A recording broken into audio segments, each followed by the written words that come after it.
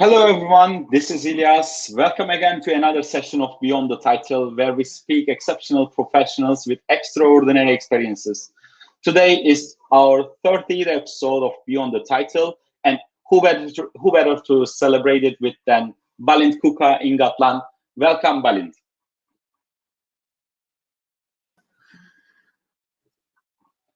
Hello, Balint. How are you?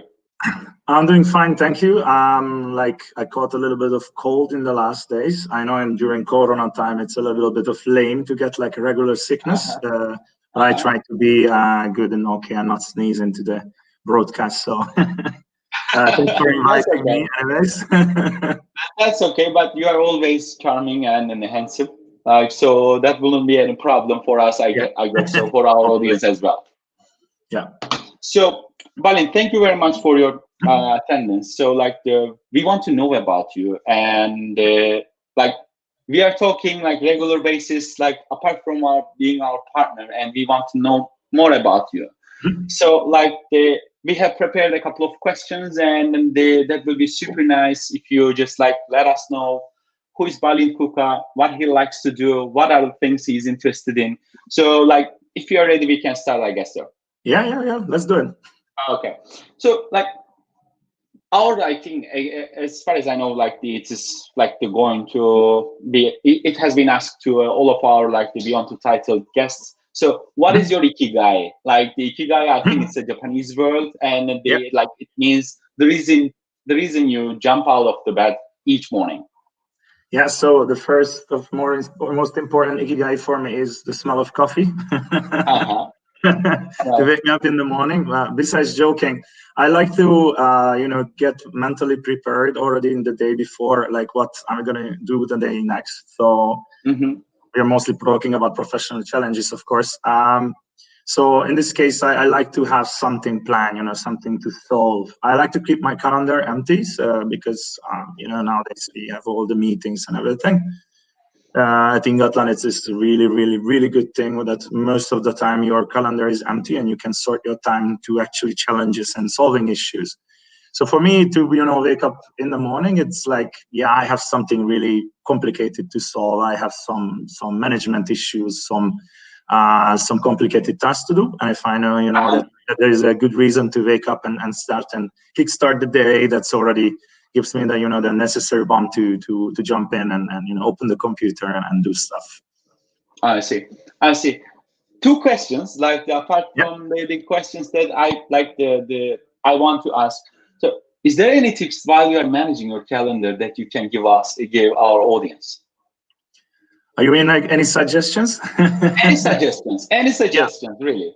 So for example, when a meeting request comes, going back for a bit earlier experience, always think through if you accept it blindly or challenge it. I believe at Vodafone, I had times when I had to work with my calendar being like 3 meetings at the same time. And, you have, 2 minutes to figure out which one to take.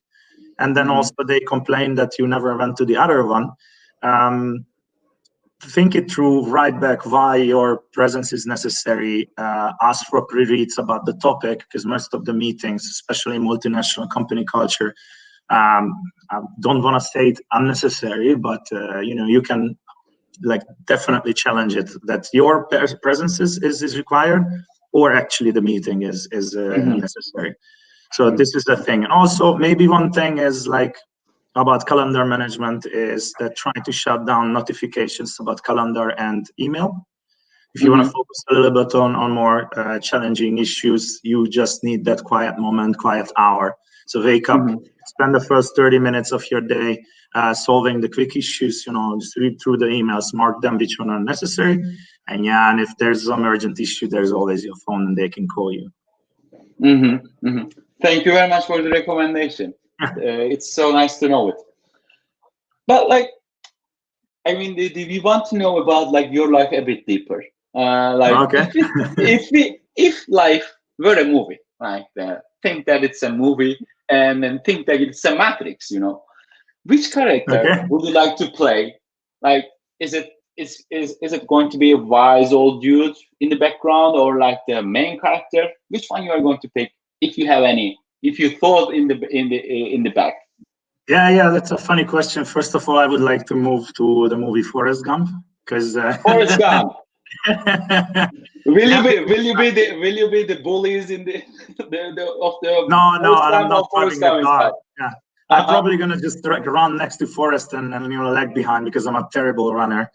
Yeah, that movie is, I think, charming, and for most of us, I think, who work in either management or in technology, life is complicated. You're facing so many issues. You read the news and you know you get anxious of what's happening in the world, and somehow the movie Forrest Gump, and the main character is always so calm, and probably because not understanding really the issues and things going on in the world.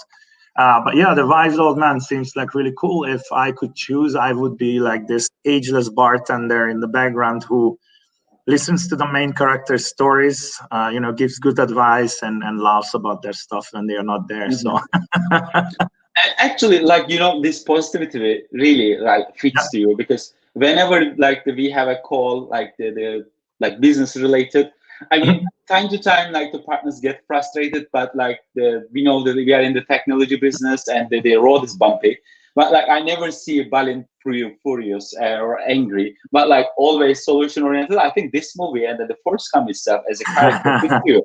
I can tell that. You don't know that, but I have a 30-minute like session before our meetings, and I'm like rage in the background, like in the kitchen. No, I'm joking. No, I like to think, I like to think that just being mad and unnecessary, having frustrated, it's never going to solve stuff. So I'm always looking into solutions instead of problems. I strongly believe when there is an issue, most of the time, I think company culture is pushing people towards looking for guilt and looking for people who did something wrong. And then they had a really long conversation about who was guilty. Then they start to solve the problem. I like to think like we can start solving the problem that already releases a lot of tension. And then if you still have a lot of time and unnecessary anger, you can always look for a guilty person. I see the from the comments, like everybody says hi to you. As I told you, like your charm is on the stage, Balint. No one tells hi to me, to be honest. Yeah, happy. So, like Balint, like we are in the technology business, and if you can give us like when the people like in the hustle of things, which app allows you to be sane or structured? Maybe a game in the phone or a language application like a Duolingo. Is there anything that you are having? Yeah, actually, I think you are also checking my notes in the pre-read thing, because I made those notes there. So I think everybody would like to hear now like the superb application to help my life, or get organized or some task management thing. But I have a stupid game, or like more like a strategy game, and Duolingo on my phone. I think those are really, really good to like take you out from and totally, kind of build a wall in your mind about the issues you are facing. So the game is taking you 10-15 minutes once you pick it up. Duolingo is more like, this 1 or 2 minute challenge. Duolingo is, I think it's really good. I don't want to make, a brand comment. I will, make some nice comments about Insider as well soon. But any language application, I think if they're like this practice-based things, they're really, really good. So they are basically trying to teach you a language which is using the total different part of your brain. You shut down a little bit, you take some moments, sit on another chair, stand up, walk around a little bit, and try to focus on those tasks. I think it's really, really super. And also you can, choose the level. So I often find myself, like doing the super easy lessons from the beginning, just to roll. I know the answer, and okay, this gives you some fake success feeling as well. But that's what all these applications are about, and also the games. Yeah. I see. Thank you very much for the answer. For the game part, I think time to time we are doing game nights. I think I will be inviting you for nice. that. What's your application? My application, I'm in PUBG right now. Like, to be honest, when it is in the evening. Like these days, I'm more into the circle things. Like the more I can tell YouTube, I'm following specific channels to see like how the war and then what was the situation, to understand that those days psychology and then the reasoning behind and the end results. So like I'm just going to do clear in mind, because like we are in the technology and then the things are coming same, and then to open up my mind, so like I can tell these two. Did they annoy you already to buy the subscription for premium at YouTube? I have already done that, unfortunately. Okay. Like I have already done it because I couldn't bear it, because they started with the first advertisement, to be honest, then it made 2, then it 3, and then the longer video you watch, and then it's becoming, oh my god, then I said, okay, then I'm giving up and I'm just subscribing all. I made it family. Before that, it was just elections and football championship, when they had 2 commercials between every video. Now it's like everything. Yeah. I think free version is impossible to use, especially these days when the most of the European countries, like they're shutting down the offline stores, and everybody is just like looking at online, and then everywhere is the Singles Days, Black Friday, Cyber Monday. So like the promotions, especially the websites, like going crazy. Yeah. I mean, like we are talking to Balint from England, but like there's a history in terms of your career, like what was the first job that you had? You know, was it your field related or not? Like, what were you doing when you had your first job? I think I've been working since I was 15 every summer. With the help of my family, of course. I did so many weird stuff, like whatever I could find, you know, for some summer job. And up until the moment, I really believe that this is, I think, a really good approach if you want to find something that you can be really passionate about. My first profession-related job was an IT sales internship, which I prolonged quite long. And I always tell people, if you don't find what you love, find what you don't love or cannot do well. And I was terrible at that job. You know, I was so unmotivated. I didn't like it. I learned that it's not my thing. But then, you know, you find something that you really don't like, and then you can move on and, you know, find something that you're really passionate about. One more really quick good thing about like doing so many weird and badly paid jobs, I think it gives you a lot of motivation to study, get better than the others, learn languages, get a degree, you know, find a better job, because there are so many bad things to do in the world, and then so many things that are not fitting you, and then it's sometimes really difficult to find what you are really gonna love. And a lot of the weird stuff helped me find e-commerce and this field, which I'm really grateful for. But like you are giving that impression, by you know, like you can be a good salesperson. Like what I'm feeling, like I think it's about the other people that you work with. If you like the people, I believe that you can sell anything. Yeah, but you know, you forget that we work in online sales where you don't have to meet those people, you know. Okay. When you don't do the inside sales part, like cold calling or like cold emailing, so like I think that might be that might be your thing. Okay. Okay. So I mean, like we just like start talking about your job, and like what is the biggest leadership challenge you are facing now? Because like you're managing a team, there are like lots of stakeholders in the company too. So like, what are the biggest the challenges, and also your recommendations? That would be super nice. Well, it's difficult to recommend, but yeah. So basically, I think the biggest like long-term challenge now is, I know it's a catchphrase like digital transformation, and everybody does that. Every bank, every airline, every telco is doing it at the moment. The biggest problem I see is that it's really difficult to move digital into the DNA of a company. You can build up like very, very good campaigns, good system. You build a marketing software. You build your advertisement strategy. You do everything data driven. You can even like build like a data team. But if the company main decisions, strategic decisions, or you know high level things, or even that deep things like company team structure is not like supporting that digital reasons and digital strategies already at the root of every problem or every strategic pinpoint, then it's really difficult. And the problem is that the digital is somehow new and most of the companies' lives. So if you think about it, you end up a little bit being like this little service, limited small company inside the company, kind of executing the things that they figured out we should do. Meanwhile, you could, start every journey or every topic by including the reasons or very important points what coming from digital. I hope I didn't make it like a really fuzzy answer.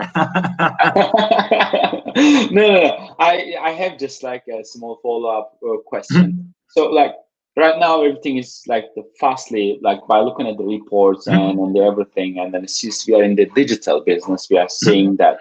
So like for sure, like we are going to end up this like the COVID thing and hopefully it will end. Do you think that like this trend will continue after COVID ends, or like or people or the companies will go back offline immediately and then they stop paying attention to online? What do you think about that? That's a difficult question. I think that the companies which are aware of that this might not be an only issue in the upcoming future, I hope they're going to invest on digital a lot. I do some side projects always besides my job because I'm a lame person and I don't have hobbies. But basically my hobby is to help small companies build their online presence as well. I like to, work big company strategy on my job and, entrepreneurship in tiny companies on the other hand. And what I saw already in the spring, Hungary had a really, really brutal lockdown from the beginning. And I helped one company particular where we basically could move nearly all the offline sales into online, and the company was just like, going on as normal. They didn't have to decrease salaries or fire people, which is, I think, a very, very good thing. And in many cases, when you have an offline store, there is no real reason why you couldn't move your whole business into digital. It's just the mentality of people, and based on the product, you have to, of course, look at your age mix and how tech savvy your customers are. But I have high hopes that a lot of companies gonna continue and build like a safe leg for this kind of issues in the future. But I have a really big fear that people are gonna be like just wanna be outside, because whatever we do with this home office thing, I have been to the office like 4 times since March. But I think that people will still hold on because they know it's temporary. So for most people, I think office life and being outside and get out of your house is something like a very, very basic thing. And if you think about it, you try to force digital sales when people just come out from 1 year of horrible suffering and sitting in your home. I think people are just going to run back to the stores and then start doing everything by person, because they can and that's what they know and that's what's regular for them. But I hope so. The same here, to be honest. The same here. Thank you very much. I mean, we talk about the future, but business related. What are your hopes for the future apart from the business COVID thing and the digital, like the future of the digital? Like, is there any other specific hopes that you are expecting? Yeah, I would like to go to a concert. Like, I haven't been any live music happening since last February, and the other day I was just like watching some YouTube video. I watch YouTube. And I watched this year's like finals of some gaming event, and people are just there, and I was like, okay, I was bored. I watched last year's, and it was like 30,000 people in the arena watching it, and just to see the crowd cheering for someone and being happy, in the same spot, made me realize how much I miss actually being outside and being, like a bit like getting up this kind of energy that the crowd gives you in a concert. I really hope that this thing not ends, because this is a really, really weird thing to say in this situation. It's never going to end, probably, because we're going to have to pick up new ways of living. But I hope that we find a way to live with this kind of issues, pandemics, or any other new challenges we see, and at least we can try, try to keep the old habits a little bit in your personal life. Yeah. Exactly. I think people start missing that, and then people are getting influenced. Like recently, I read a report, especially in some countries, like the online visits for the online appointments of the psychiatrist, just because of being locked down, has drastically increased. So I think what we need, having an opportunity to at least within a frequency to go out and enjoy our times with friends, family. So this is one of the things actually, the last time, I don't remember when I went to cinema, maybe in February or January. More than a year. Almost 7-8 months, because after that, it was busy and then the COVID started. So I really missed that feeling, they're just doing something else. Right now, we don't, at home, work, and then they just a small space that we are having. I think all people are suffering. Yeah, and all this thing, look at this thing. I have a lamp on literally 10 a.m. In front of my window on the top floor of the building. This is the most difficult time in most countries.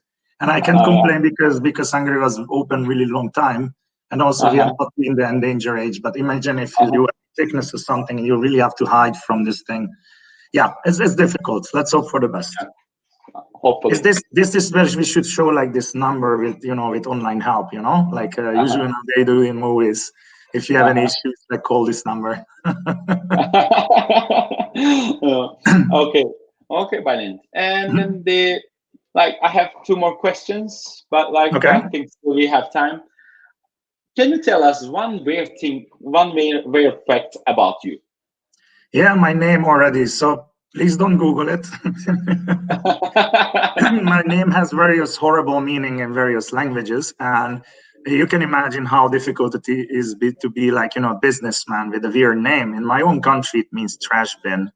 The character from Snow White, Dopey, the idiotic dwarf, the smallest one.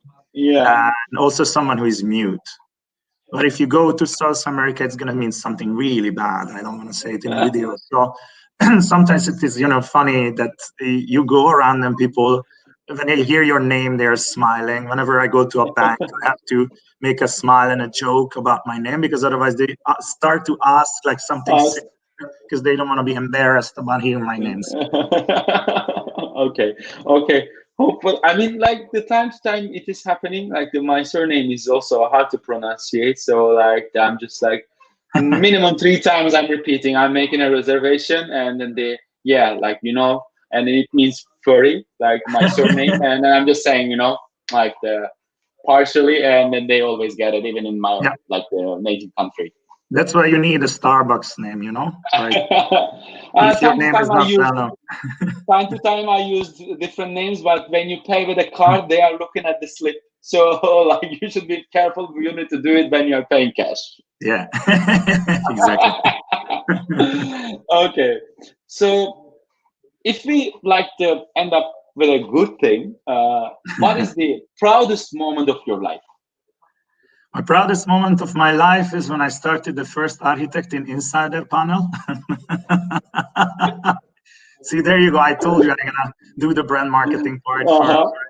So for me, I don't know. I like the thing that I have many proudest moments. I cannot really highlight one. I don't have a family yet, so usually that's something that's so huge change in your life that you can be I have a son or something. I like to think that every day you have to try to be a better person or a better professional, and if you always make steps towards that one, I know hopefully you don't end up being needing a huge moment when your life changes or you make something super better. But the architecting, definitely. Okay. Thank you very much, Balint. But we know that you already have a use. And we know that you are utilizing it good. I'm watching back in the background, so we are a bit. But thank you very much for letting our audience know that you are happy with that one. So Balint, is there anything else that you want to add, apart from the question? I think I should mention about me this one too.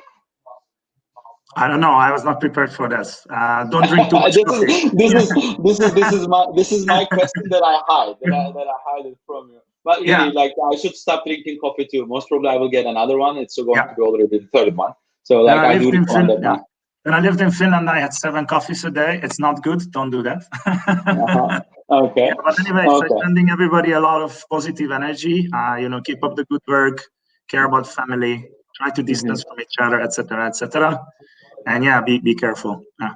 Okay. Okay. Balint, thank you very much for your time and being with us. So it's a pleasure. Thanks a lot for Like the opportunity. uh, you're always welcome. Like we Thank really like you. I personally like you as well too. Hopefully after COVID, we really like. Steve has a really good like backyard. We will take the stuff and then Steve has a really good barbecue. We will take the beers and then we will like get the barbecues and then we will enjoy our time. And I really want to do that. I am in. I am in. As long as it's something very, very responsible. Of course, of course, of course, of course. Thank you very much for your time. Have a lovely day. Thank And you. then You today too. we were with Balance, and then it was a pleasure. I do enjoy, and hopefully you enjoyed, guys. And we are doing Beyond the Title every Thursday, 10 a.m. Central Eastern Time Zone, and then the 5 p.m. Singapore time. So you are all welcome. Thank you very much. Have a lovely day.